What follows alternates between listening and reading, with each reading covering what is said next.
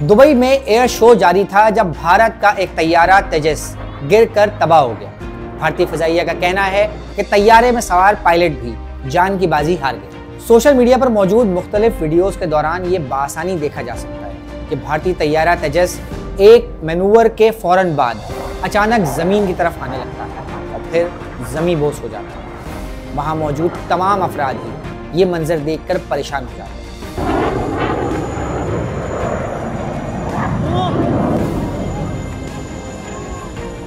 हादसे से एक रोज कबल सोशल मीडिया पर एक वीडियो सर्कुलेट कर रही थी जिसमें देखा जा सकता है कि तेजस तैयारे से ऑयल लीक हो रहा था, मगर भारतीय प्रेस इंफॉर्मेशन ब्यूरो के ट्विटर हैंडल, जिसका काम फैक्ट चेक करना है, उन्होंने कहा कि ये दरअसल फेक न्यूज़ है। उनका कहना था कि ये मामूल की कार्रवाई है, मगर सवाल ये पैदा होता है कि एक रोज पहले आने वाली इस वीडियो के फौरन बाद अगर जहाज गिर गया तो क्या वाकई में ये मामूल की कार्रवाई थी?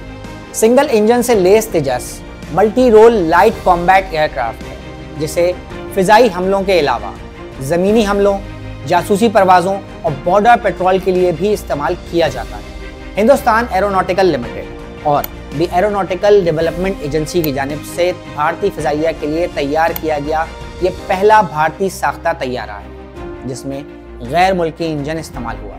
तेजस तैयारे का ये दूसरा हादसा है।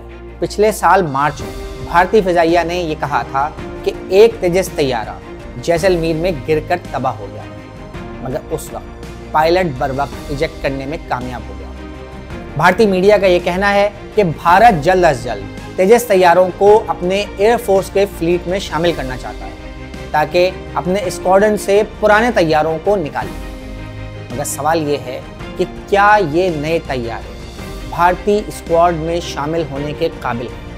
एक ऐसे वक्त में जब भारतीय फिजाइया को पाकिस्तान के साथ जंग में अपने कई जहाज खो देने पर आलमी सुक्की का सामना है, ये सवाल भी उठाए जा रहे हैं कि क्या इन जहाज़ों के मुसलसल गिरने की वजह नाक़िस मुकामी मैन्युफैक्चरिंग है या फिर भारतीय पायलट्स की तरबियत में ही कुछ मसला।